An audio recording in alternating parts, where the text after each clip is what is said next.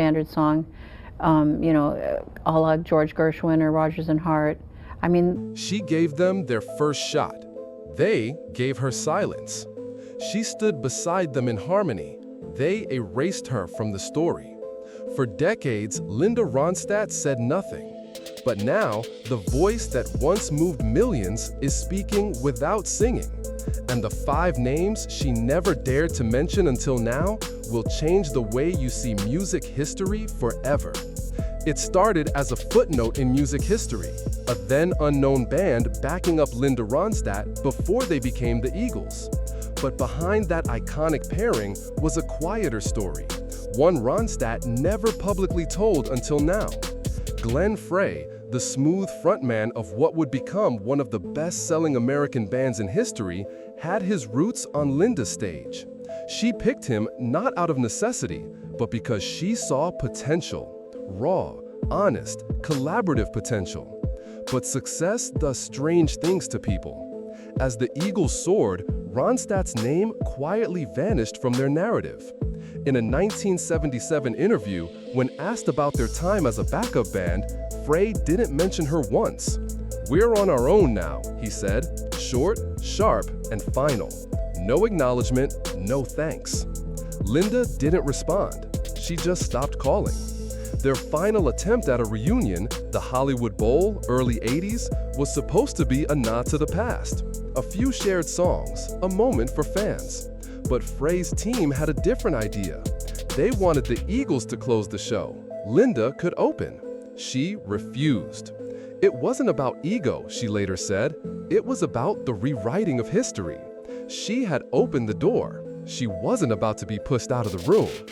Frey canceled the collaboration. His last message, "I don't think the audience will be expecting you anymore." That was the last time they spoke. And when Glenn Frey passed away in 2016, Linda stayed silent. No statements, no tributes. Just a message to an old friend. "I wish him peace, but I regret believing we were ever truly allied." Because in her mind, he wasn't the one who hurt her most. He was simply the first. When Linda Ronstadt spoke about Neil Young in private, she didn't use words like enemy or rival. She used something colder: silence. In the mid-70s, the two were aligned by values, or so it seemed. Both stood for protest, for the underdog, for art with conscience. But at a 1976 benefit concert for immigrant workers, the illusion shattered. Linda proposed a set list, emotional, melodic, evocative. Songs like Desperado, Blue Bayou. Neil Young dismissed them instantly. "We're not here to sing salon music," he said, loud enough for the entire planning team to hear. She stayed quiet. The next meeting got worse. When she tried to explain her artistic vision, Neil cut her off. Protest music, he claimed, had to hurt to be real. Her style, he implied, didn't count. She was sidelined from that day's lineup. She didn't argue. She didn't cry in front of anyone. But alone, backstage, she broke down. Not because she had been excluded, but because she had been made to feel like her voice didn't belong in a cause she believed in. She never collaborated with Neil Young again. And when she was asked years later to join him for a televised duet, she declined. Her reason was brief: "I choose not to stand next to someone who despises me." Neil wasn't quiet. In a 1978 interview, he was asked about female artists in political music. His reply? "Some have good voices, but not the guts to touch what really hurts." He didn't name her. He didn't have to. Linda never responded publicly, but among industry friends, when his name came up, she once said a single sentence: "He's very good at making people believe he's on the right side, even when he's the one who silences them." Years later, a mutual friend passed along a short apology from Neil. Nothing dramatic, just a few lines. Linda never answered. Not out of anger, but out of principle. Because to her, Neil Young came to represent a type. The male artist who believes his fight is more important than anyone else's. Who sees a woman's softness as disqualifying. Who demands that others shout in the same key or stay silent. Linda didn't need his permission to be part of the movement. But when someone she once trusted stripped her of her place, it didn't feel like disagreement. It felt like erasure. If Glenn Frey erased her from memory and Neil Young silenced her with principle, Mick Jagger did something Linda Ronstadt never fully forgave. He turned her into a punchline. In the mid-'80s, Linda joined a high-profile charity concert. Dozens of stars, big cause, big cameras. Mick Jagger, ever the showman, suggested a grand finale, everyone on stage for a reworked version of Sympathy for the Devil. Linda didn't protest. She wasn't there to argue. She was there to contribute. But the issue didn't come from the music. It came from the marketing. Just before the show, Jagger's team released a press photo. Mick grinning at the front, Linda beside him. The caption? Jagger and guest vocalists. No names, no credits, no permission. Linda said nothing, at least not to the press. But behind the scenes, her reaction was decisive. No more collaborations, no more Rolling Stones. She refused offers for nearly a decade. She'd hoped the issue would fade, but in 1987, it came roaring back. On a late-night talk show, the host brought up Linda's name. "One of the greatest voices you've sung with," he said, grinning. Jagger smirked. "She looks better when she's not singing." The audience laughed, the host laughed, Mick laughed. Linda didn't. She didn't respond publicly. She didn't call anyone out. But in her journal, she wrote a line that would later be quoted by someone close to her. "They say women should laugh when men joke, but if it's not funny, silence is my protest." Linda never claimed to be better than Mick Jagger. In fact, she once admitted that he was one of the best stage performers she'd ever seen. But for her, he represented something she despised: unapologetic power. The kind that used charm and status to diminish others, then acted like it was all just part of the show. Years later, she was asked to sing on a Jagger project. The request came with a condition: change your image, be more appealing. Linda refused. She told her manager, "I don't have to be sexy to be asked to sing, and if that's the price, I'm not buying." She never expected an apology. She didn't need one. But if anyone ever asked who made her lose faith in the idea that fame could be honorable, her answer would be immediate: Mick Jagger. Among all the names Linda Ronstadt might have clashed with, Joni Mitchell was the most unexpected. There was no screaming, no headlines, no betrayal in public, just a quiet shift, the kind that leaves a deeper scar because it comes from someone you once placed on a pedestal. Linda had always looked up to Joni, not just for her voice, but for her artistry. Joni wrote her own songs, fought for creative control, owned every inch of her music. Linda didn't write songs, she interpreted them. She shaped them with emotion, not authorship. And sometimes, quietly, that made her feel lesser. In 1979, Linda performed a special arrangement of River at a Rolling Stone concert. The crowd was moved, the applause was thunderous, but backstage, the moment soured. Linda approached a group where Joni was speaking. Joni glanced over, smiled faintly, and said, "I didn't know my songs were so popular." The words were subtle, but the tone, pure sarcasm. Linda felt it immediately. She didn't answer. A week later, in a small interview, Joni was asked how she felt about other artists covering her songs. Her answer hit harder than anything Frey, Young, or Jagger had ever said. "I write from my blood. No one can convey that unless they've lived it." Linda folded the magazine, said nothing to the press, and never again performed a Mitchell song on stage. Later, when producers suggested Joni's tracks for a new ballad album, Linda declined. It wasn't about taste, it was about boundaries. She didn't want to lend her voice to someone who had once made her feel like a fraud in her own skin. In interviews, she remained neutral. No praise, no criticism. When someone once asked if she'd ever collaborate with Joni, Linda's answer was deliberate. "I admire talent, but I work with people who have both talent and kindness. For me, one is not enough." Joni Mitchell never insulted Linda outright. She didn't need to. It was the quiet superiority, the suggestion that interpretation was inferior to creation that left Linda questioning her worth. Not even the men who openly disrespected her had done that. But Linda didn't let that doubt define her. In a late-night recording session, surrounded only by close friends, she said something she'd never said in public. "I used to think I was just a voice behind someone else's words, but then I listened again, and I realized the way you sing a story can make it more yours than even the writer ever imagined." With Joni, there was no feud, no drama, just a silence that spoke louder than words, and a wound that came not from cruelty, but from unexpected coldness. Not every painful story in Linda Ronstadt's life came with betrayal. Some came with silence. And for her, the one that still lingers quietly is the loss of Dolly Parton. Their partnership was once celebrated as a shining example of female solidarity in the music industry. Alongside Emmylou Harris, they formed a legendary trio, not just collaborators, but a sisterhood. Their harmonies on Trio in 1987 felt effortless, timeless, unbreakable. But by the time Trio 2 was being finalized over a decade later, cracks began to form. Dolly requested her vocals be removed from several tracks, citing personal and scheduling conflicts. Linda and the producers agreed, making adjustments. It wasn't confrontation, it was business. But what followed wasn't what Linda expected. When the album was released, Dolly was reportedly hurt. She hadn't been told clearly. There had been no conversation, no warning, just decisions made in silence. And in return, Dolly gave silence back.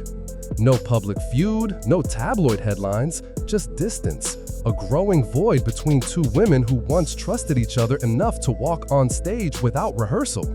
Linda didn't blame Dolly. She understood how fiercely artists guard their control. She knew how overwhelming schedules could get. But what stung wasn't the change in the record. It was that neither of them had picked up the phone. Neither had said, "Let's talk." In a private conversation with Emmylou Harris in 2005, Linda revealed just how deeply it had affected her.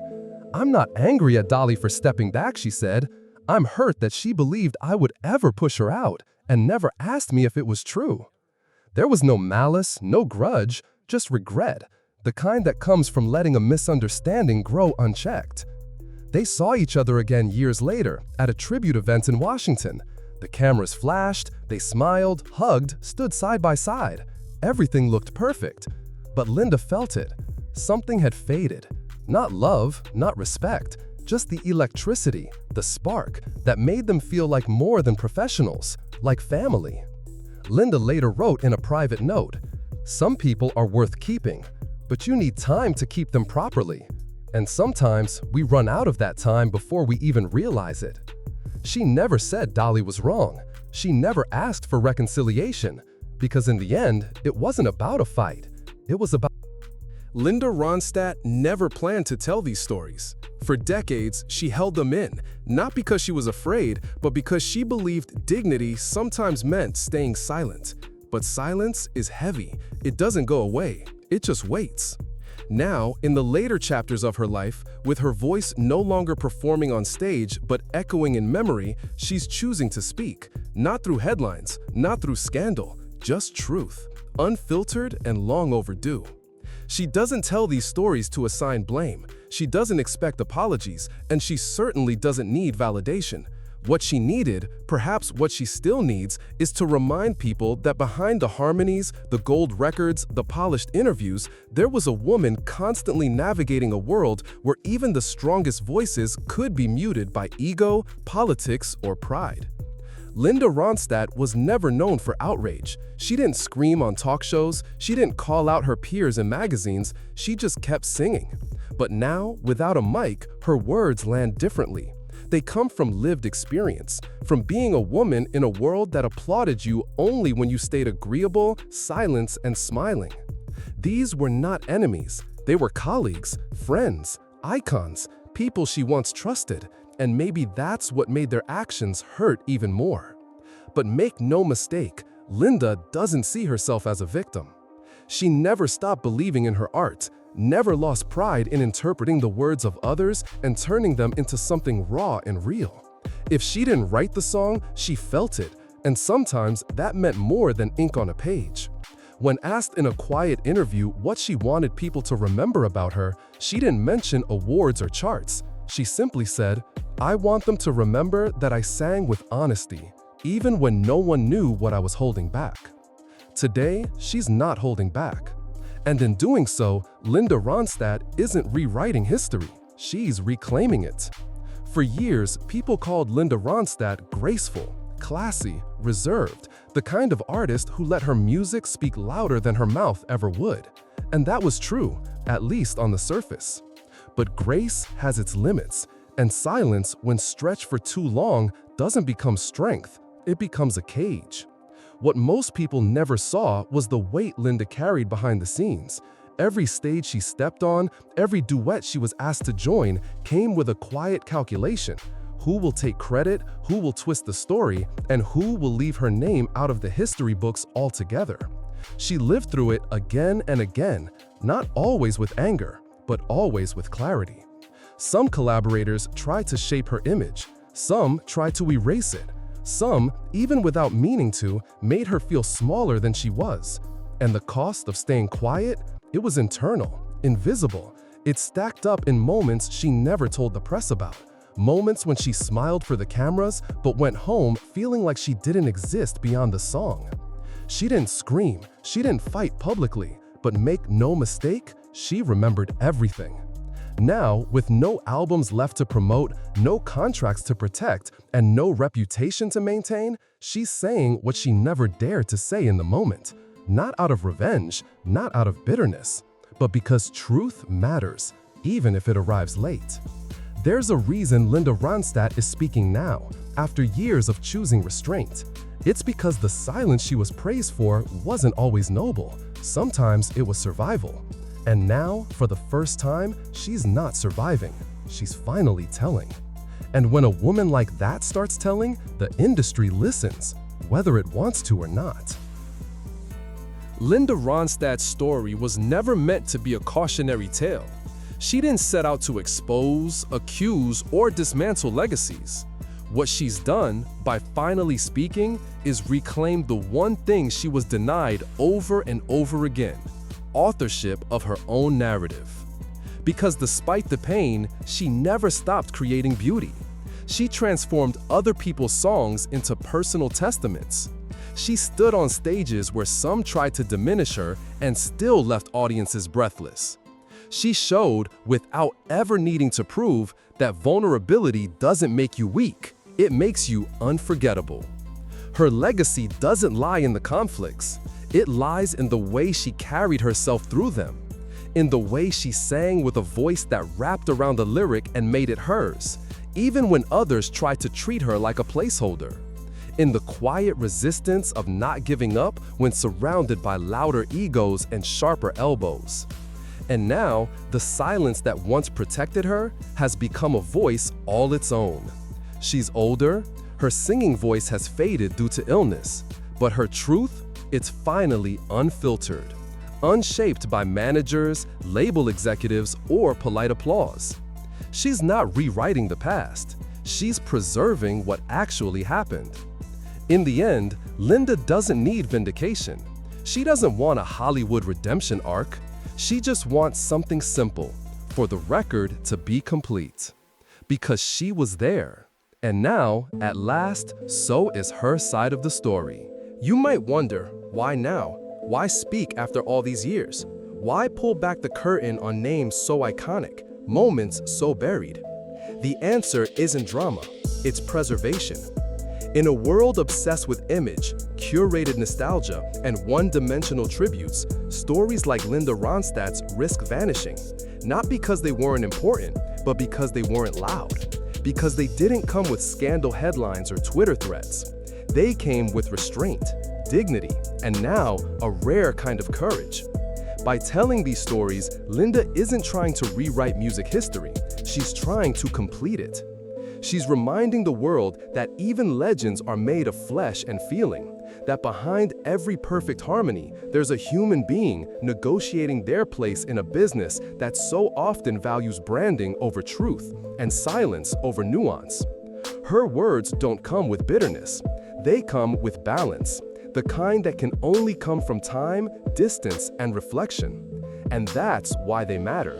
Not just for her, but for every artist who ever stood in the shadow of someone else's spotlight. For every woman who was told to sing softly and smile brighter. For every voice that was labeled difficult the moment it asked to be heard. These stories matter now because they always mattered. Because it's never too late to say, I was there, I felt that, I remember. And Linda, she remembers everything. There's something haunting about the way Linda Ronstadt tells her story, not with fury, but with finality. These aren't accusations meant to start a fire. They're memories that refuse to fade, even when she tried to outsing them. She doesn't ask for anyone to take sides. She doesn't invite judgment. What she does is claim space, the space she was once quietly pushed out of, the stages she helped build, the songs she made famous, the moments when her presence was essential, but her name was missing. And now, long after the applause has faded, she's found her voice again, not in melody, but in memory. There's power in that. Because in an industry that thrives on reinvention, Linda Ronstadt is doing something even rarer. She's finishing a story that others try to end without her. And she's doing it with clarity, with grace, and, finally, with her whole voice. For the fans, it's a revelation.